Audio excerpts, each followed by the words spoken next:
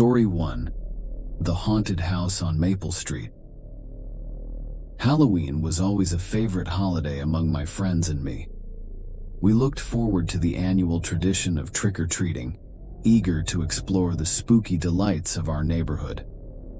But one Halloween night, we would experience a chilling adventure that would forever change our love for the holiday. Dressed in our most creative costumes, we set out for a night of candy-filled fun. Our neighborhood was known for its elaborate decorations, and we couldn't wait to see what spooky surprises awaited us. As the moon cast eerie shadows, we approached a house on Maple Street that had always been known for its over-the-top Halloween displays. This year, it seemed even more extravagant with fog machines, animatronic monsters, and lifelike tombstones. As we rang the doorbell, a man dressed as a sinister clown greeted us. He grinned with yellowed teeth and handed out candy with an unsettling chuckle. We couldn't help but feel uneasy, but we thanked him and continued down the dimly lit street. Our excitement waned as we noticed something peculiar. No one else was on Maple Street. It was as if the entire neighborhood had gone silent, and the houses seemed to loom over us like silent sentinels. We decided to investigate further, drawn to a particularly eerie-looking house at the end of the street. The front yard was a labyrinth of gravestones, and the porch was adorned with flickering candles and spiderwebs. As we approached the front door, a shiver ran down my spine. The door creaked open on its own, revealing a dimly lit hallway beyond. We exchanged nervous glances, but were too curious to turn back. Inside, the air was thick with an unsettling stillness. We ventured deeper into the house, passing by portraits of long-dead residents and shelves filled with ancient spellbooks and arcane artifacts. Suddenly, we heard a faint whisper, a voice that seemed to come from nowhere. It called out our names, its words chilling us to the bone. We couldn't tell where it was coming from, and panic began to set in. As we explored further, we stumbled upon a hidden room, its walls covered in strange symbols and flickering candles. In the center of the room lay an old Ouija board, its planchette moving on its own. Fear gripped us as we watched the planchette spell out words that seemed to predict our darkest fears and deepest secrets. It was as if the Ouija board was tapping into our minds, revealing our innermost thoughts. Desperation overtook us as we tried to flee, but the house seemed to have a sinister hold on us. The walls closed in around us, and the whispers grew louder, their voices taunting us with our deepest fears. Just when we thought all hope was lost, a brilliant light filled the room, and the whispers vanished, leaving behind only an eerie silence. The door swung open, and we stumbled out into the dark, empty street. We ran back to our neighborhood, where the sounds of laughter and chatter had returned. But the memory of the haunted house on Maple Street would forever haunt our Halloween dreams. Story 2. The Curse of the Masquerade. College Halloween parties were legendary, and the anticipation of this year's masquerade ball was palpable. My friends and I spent weeks crafting our costumes and perfecting our masks, eager to attend the most extravagant party of the year. Little did we know that the night would take a chilling turn that none of us could have imagined. The ballroom was adorned with flickering candles, eerie decorations, and the soft strains of haunting music. We mingled with fellow students, our laughter and excitement filling the air. The atmosphere was electric, and we were ready for a night of revelry. As the night wore on, I noticed a peculiar figure in the corner of the room. A masked guest, dressed in a tattered Victorian costume, seemed out of place amidst the modern revelry. Their mask was adorned with intricate details, and their eyes gleamed with an unsettling intensity. Curiosity got the better of me, and I approached the mysterious guest. Their voice was soft and melodic, drawing me in with tales of ancient curses and forgotten rituals.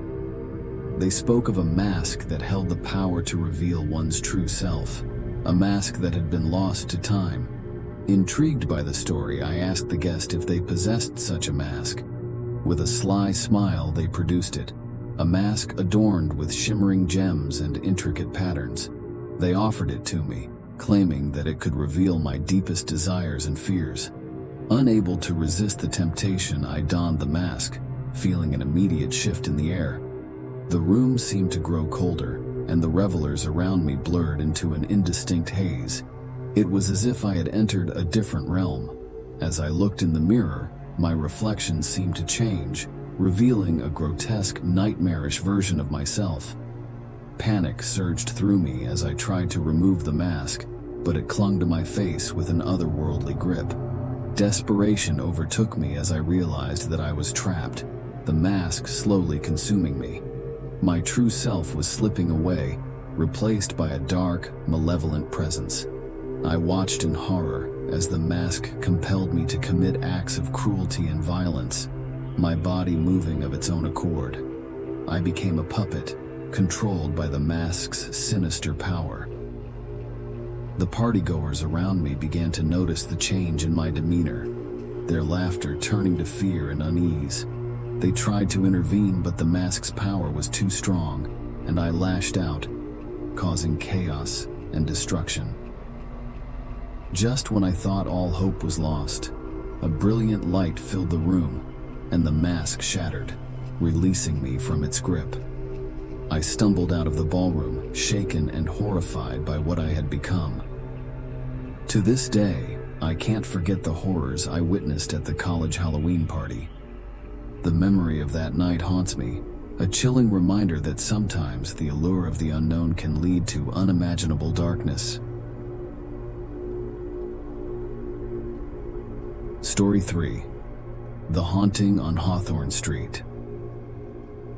Being a single mom, Halloween was a special time for my son Timmy and me.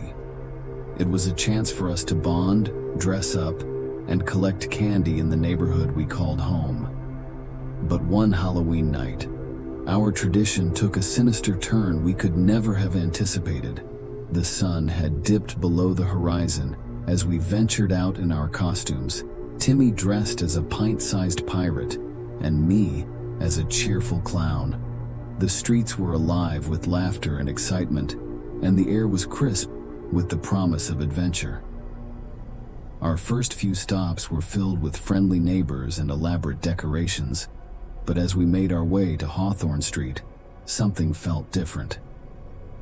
The houses were shrouded in darkness, their windows like vacant eyes staring at us. Timmy was unfazed, his eyes fixed on the candy treasures that awaited him. We approached a particularly eerie-looking house at the end of the street, its porch adorned with flickering candles and jack-o'-lanterns that seemed to leer at us. As we rang the doorbell, an unsettling silence hung in the air. We exchanged uneasy glances, but waited patiently for someone to answer. The door creaked open, revealing a tall figure in a tattered cloak and a mask that concealed their face. Their voice was soft and melodic as they offered candy, their eyes gleaming with an unsettling intensity. Timmy eagerly reached for a treat, but something about the figure made me uneasy. It was as if they were hiding something. As we moved on to the next house, I couldn't shake the feeling that we were being watched. The streets of Hawthorne Street grew darker and the air grew colder. I decided to take Timmy home, convinced that our adventure had taken a chilling turn. But when we turned to leave, we realized that the street had changed. The houses seemed to stretch on endlessly in all directions, and the streets twisted and turned, leading us further into an endless maze. Panic set in as we realized that we were trapped, the houses closing in around us like a sinister labyrinth. Timmy clung to my hand, his eyes wide with fear. I tried to remain calm, reassuring him that we would find our way home. As we ventured deeper into the maze of houses, we noticed that they all looked the same, dark, empty, and foreboding. It was as if we had entered a different world entirely, a world that existed only to trap us.